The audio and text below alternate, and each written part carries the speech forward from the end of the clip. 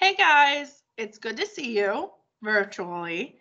I'm here for another library edition where we continue our book Swipe. I was going to post this sooner, but let me tell you what happened. I recorded a bunch of chapters. I listened to the story, and afterwards I viewed my video to make sure it was good for you guys, and there was no sound. I forgot to ask my computer to share the audio with you all. So it was just me talking and silence for like 15 minutes, and then me talking and then silence for another 10 minutes. So that was really disappointing, and I didn't have time to re-record again until today for our Thursday and Friday library. 7th grade has it one day and 8th grade has it the other. We're reading the same book. So now I'm going to make sure that I click my little box that says to share the audio with you guys. Even Mrs. Edwards makes mistakes sometimes when it comes to technology. So it's completely my fault. So let me just recap. We were at the part where Logan, the main character, and Erin, the other character we heard about, were about to meet. She's new at the school, and we heard her background previously. And they had all been talking about the new girl, and Logan and his friend obviously were talking about her too. And they see her sitting in the courtyard, and I think that he's going to approach her. I actually know what happens because I listened to all these chapters the first time I recorded it for us. So we're going to get started. We are in, let me take a peek, chapter 3, part 3. And there's a bunch of parts in chapter 3. So we're definitely going to finish chapter 3 today and possibly start 4, depending on how long they all are. I can't remember. So let's get started. I'm going to share the screen. I mean, even though you don't need to see the screen, when I'm listening to an audiobook, if I can, I like to close my eyes. All right, so let's begin.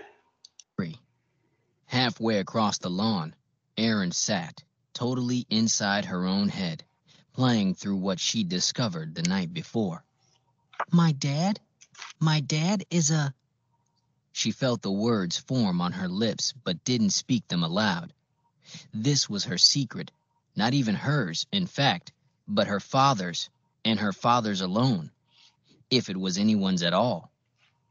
The box had been filled with papers, a whole stack of them, the most she'd ever seen at once. Nothing was ever written more, since everyone had switched to tablets, and yet, here was a box full of it, yellowed, handwritten, one of a kind, confidential. In an age of infinite digital documentation, paper was the last safe place for secrets, not to be copied and pasted with the stroke of a stylist, not to be sent around the world at the press of a button, not to be recorded and stored forever in a million irretrievable pieces across cyberspace and time. Paper was intimate, fragile.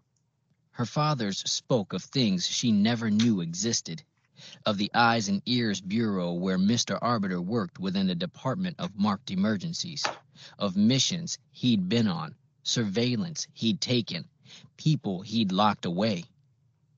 My dad is a spy? Erin now found herself reassessing every perception she'd had of her father. His career move from the Beacon Police Department finally made sense. The stress he was under, his humbled nature, the seriousness with which he took his work, even his effort to blend in physically over the past few years. All of it fit once Erin had the context. And then there was the paper at the top of the box, the most pressing memo of all. Agent Arbiter's current assignment, the one that brought him halfway across the country, the one that uprooted Erin's life and tore her family apart. Peck and the markless threat in Spokey. A real-life mystery, a whole slew of unsolved crimes. Ongoing, dangerous, and her father was the detective.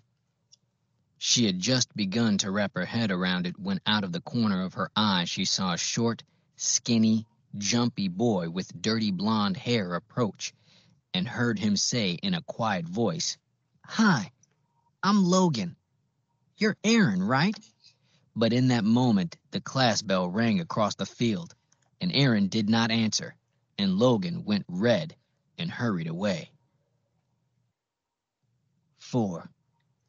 "No luck, huh?" Dane ribbed Logan as they walked the halls to their next class. "Maybe she was just overwhelmed by your confidence in your masculine good looks." "Shut up," Logan said, but he was laughing. "I didn't exactly see you walk away with her number either. I was just playing hard to get," Dane said. "Chicks dig that." "Don't they, Haley?" he yelled, and Haley looked confused and caught off guard across the hall. "See what I mean?"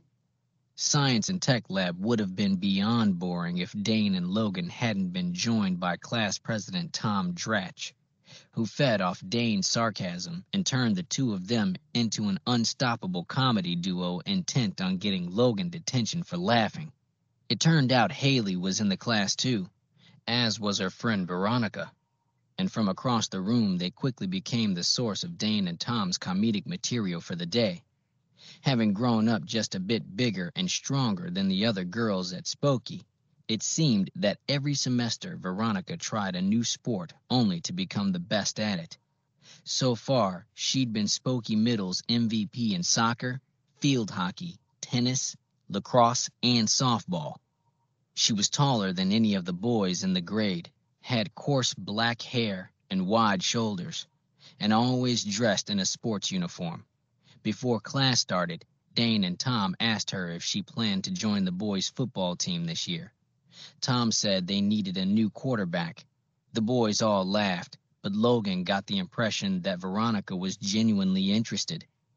Logan didn't know Tom too well outside of Tom's friendship with Dane, but Logan did know he could count on Tom to begin bugging him about the school play, and Tom sure didn't disappoint. This year, it was mark of a salesman. As class president, Tom saw it as his job to stir up interest in all the school's extracurricular programs, and years ago he'd pledged drama as Logan's one true calling. It wasn't. "I just think it would get you out of your shell," Tom said, having no idea how condescending that sounded. "Besides, it's a classic. You'd make a great, what's his name? You know, the brother character." And Logan said, "We'll see," even though he knew he wouldn't, just before Miss Durkin began boring the class with the practical details of New Chicago's nuclear fusion plant. Logan's last classes of the day were gym, government, and economics, and in each he swam in a sea of anonymity. In fact, the only familiar face whatsoever was Veronica's in gym, and all that meant was that Logan would never win a game. Yet, the moment Logan entered economics, he had the feeling it was soon to become his favorite period of the day. Why? Because there, right there, 2 rows from the front and 3 desks in, sat the new girl, Erin, right beside an empty seat. Maybe it was time for Logan to change his back row only policy. 5. It was 5 minutes from the end of the day, and Erin Arbiter had yet to learn a single thing. Computer science had been a joke. Judging by the syllabus, she could have taken the final exam that morning and aced it. English looked like it'd be the year of rereading, since her school in Beacon covered modern post-unity in the 6th grade. Government she was already an expert on through her father, and economics she knew inside and out just by listening to her mother chat about work. None of this bothered Erin, though, since to her, all it meant was more time to contemplate her father's secret case, Peck and the markless threat in Spokey, which she was increasingly determined to crack. Erin was so distracted by last night's revelation, in fact, that she didn't even hear the final bell ring. It took that nervous kid bothering her again, just to snap her out of it. "You're new here, right?" He'd certainly wasted no time in approaching her. "Sorry?" Erin said. Logan cleared his throat. "Hi again. I'm Logan. I heard you're from Beacon." "Yeah," Erin answered flatly. Her mind still hadn't left her father's box of papers. "I've always wanted to visit Beacon. My dad's constantly talking about it," Logan said. "Oh, yeah?" Erin gathered her things and began making her way toward the door. "He's an architect, so I guess he's interested in it from a civil engineering perspective." Erin could have cared less about civil engineering, but she managed to say, "That's neat," before exiting the classroom and escaping down the hall. Logan followed her through the Pacific Wing, where a pod of computer-generated dolphins swam by. "Hey, I bet he'd love to pick your brain about it sometime," he said, trailing behind her, who simply could not understand why this kid wouldn't leave her alone. "Maybe," she said. "Where do you live? I'm over on Wright." "I don't know where that is," Erin said. She tried walking a little faster. "Just a few blocks from here." "Well, I'm on Vital Lane. It's a pretty far walk." Erin was glad to have an excuse to get rid of the boy, who so obviously liked her and whose enthusiasm bordered on pathetic. "I'm right on the way," Logan said. "I'll walk with you." Erin rolled her eyes, but Logan couldn't see. So this is life in Spokane, America, she thought. Boring classes, long walks home, and desperate boys. Erin couldn't get back to Beacon quickly enough. 6. Space is at a premium here, since we're so close to New Chicago, and we need to save space for farming, since so much of the land farther out's gone bad. Logan shrugged, trying to fill the empty air on his walk home with Erin. "I guess in Beacon they just have hydroponic farming, but we don't have that out here yet. So to leave room for everyone after the Unity, Spokey said any private lot couldn't take more than 400 square feet of ground space." Logan pointed to the examples as they walked past along the sidewalk. "Course, you can buy more than one lot, but for most people, that's too expensive, and the zoning's usually restrictive. That's why a lot of public buildings, like our school, are underground, and that's why all the homes here are so skinny." Erin didn't care, but it was easiest just to let the boy speak until they made it to his house. "And why most people just build up and up. Mine's 11 stories, but it's just one room a floor, so it isn't actually that big. Some houses have 20 or more." Logan went on to talk about the days when almost everyone in the Corn Belt lived in houses that were wider than they were tall, and you could still see examples of them, he said, in the few that remained among the buildings in Old District farther across town. But only the very wealthiest citizens could afford a home like that, since there were so few left, and since no more were being built. "But you live in an apartment, right?" Logan asked. "All the buildings on Vital Lane are apartments, I think." "Yeah," Erin said. "It's an apartment." "That's cool. You have more space to spread out that way," Logan said. "Since it's not a private lot, I bet your floor's pretty wide." Erin stopped him. "Well, here you are." Wright Street was just up ahead. "It was nice meeting you." "Logan," Logan said. "Right. Thanks for taking—" "Oh, I don't mind. I'll keep walking with you." Erin couldn't help but laugh. "I see you got the mark already," Logan said, clueless and trying to keep up with her accelerating strides. "Must have been recent. It looks dusty still." Erin glanced down at her wrist without stopping. "I guess so," she said. In fact, Logan was right. She'd pledged for the mark just last month, and fine nanodust, enough to notice even without a black light, did trail off as she swung her arm, though she hadn't noticed until Logan pointed it out. "It's nanotech ink, you know," Logan said. "Not sure why they can't just use normal ink, but I guess they don't." "I wouldn't know," Aaron said. "Those details don't make their way onto the test." Logan was quiet for a moment. "I'm kind of nervous about the whole thing, to be honest," he said. Aaron frowned. "That's stupid. There's nothing to be nervous about." "Mm-hmm," Logan said. "Everyone keeps saying that. No one likes to talk about the kids that don't make it through." This got Erin's attention. She stopped short and looked Logan in the face. "That's a myth, and it's absurd. There's no such thing as flunkies." Logan frowned. "It's not a myth. Come on, flunkies. There've been like 2. More than that," Logan said. "It just never makes the news. No one talks about it." Aaron sighed. "You sound paranoid." "I know," Logan said. She looked at him, trying to gauge whether or not he was joking. It alarmed her to conclude he was not. "Look, seriously? You're more likely to die crossing the street, like right now." And Aaron reiterated the point. "You're more likely to die right now than you are getting the mark. You're more likely to die from food poisoning or cancer or, I don't know, lightning." "I know," Logan said. "So if you're gonna bother being nervous about the pledge, you might as well just be nervous about every little thing you do in life."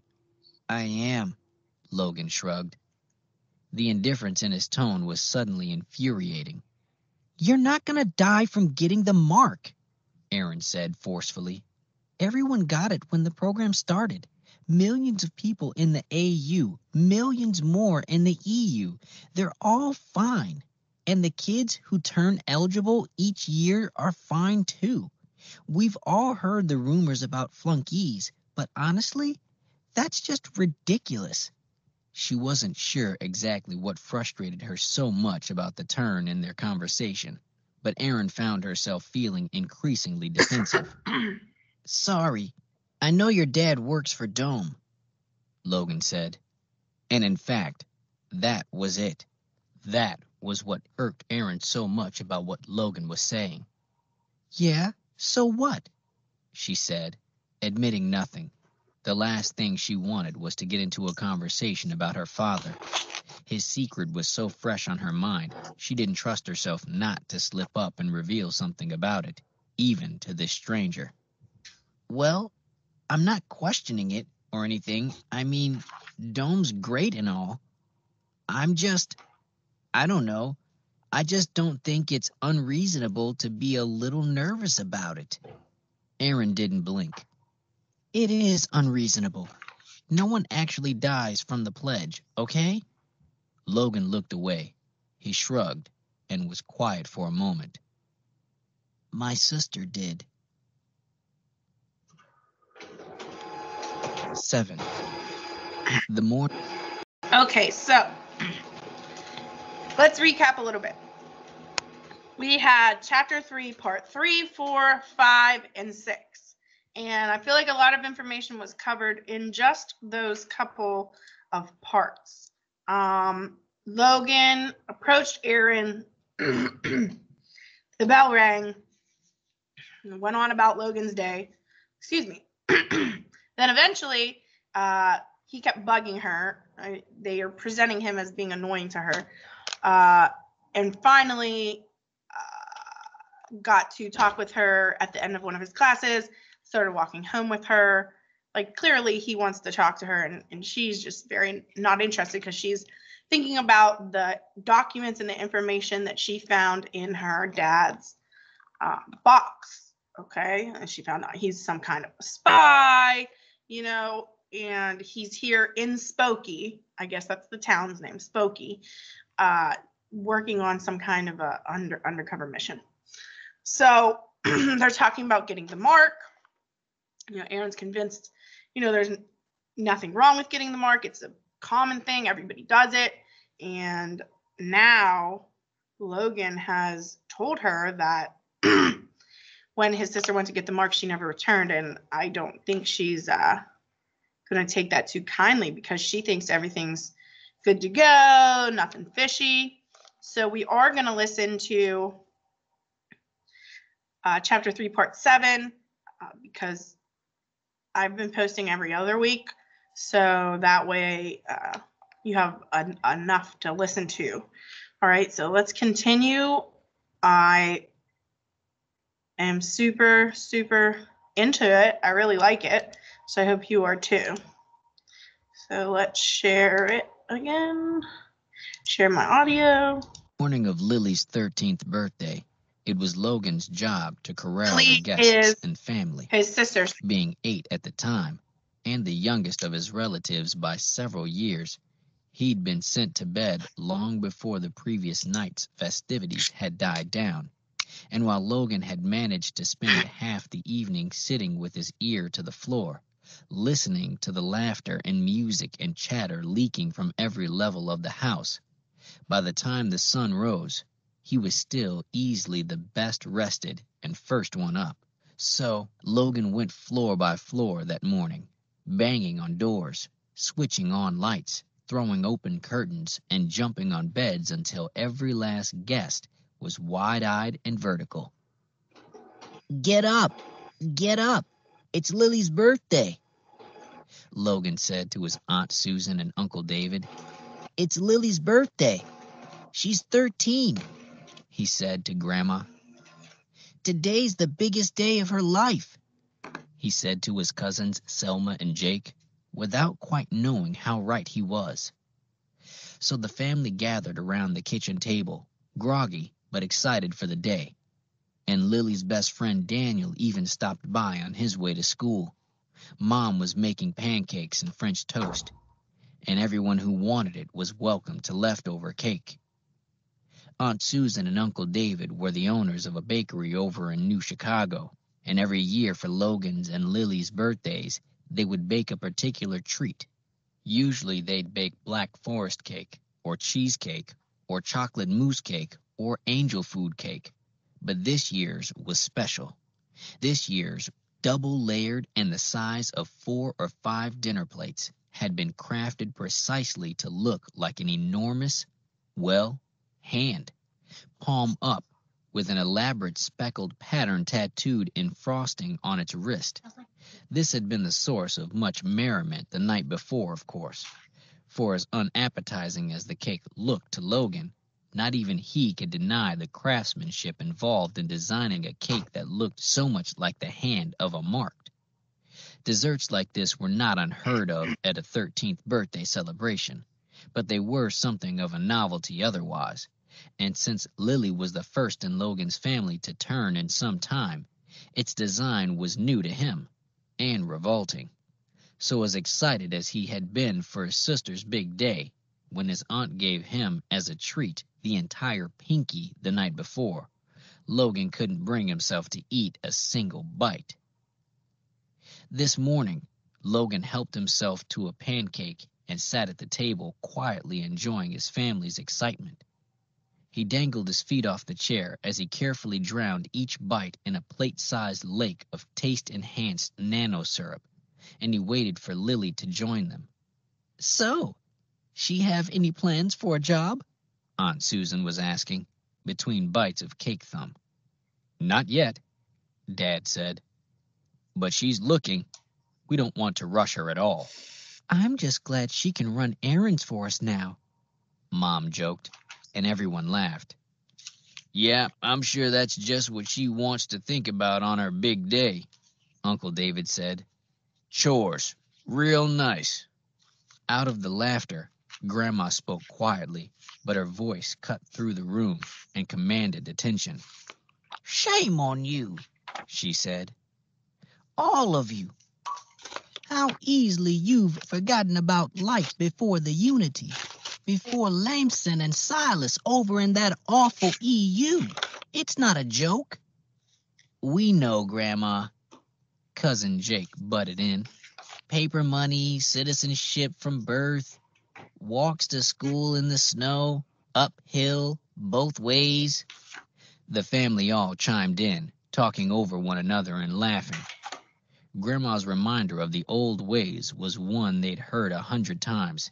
Even Logan knew it by heart. You laugh now, Grandma said. If I could cut this mark out right here, I would. She fingered a charm on her necklace as she spoke. Logan had seen it before, but he didn't know what it meant. That's enough. Mrs. Langley shook her head. This is hardly an appropriate conversation to be having the morning of. It's the perfect conversation to be having the morning of Lily's pledge, while there's still time to walk away. Mama, stop it. Today's about unity, country, quality of life, the states' war. We were falling apart. Logan had never seen his mother so worked up, especially not at his grandma. Who knows what would have happened without Lamson? Do you think we'd even be here? This town was burning when he turned the tide. Your home was burning. Oh, please. Logan's grandmother clawed at her mark until the skin around it was red and chafed. You all think. So why do you get it then?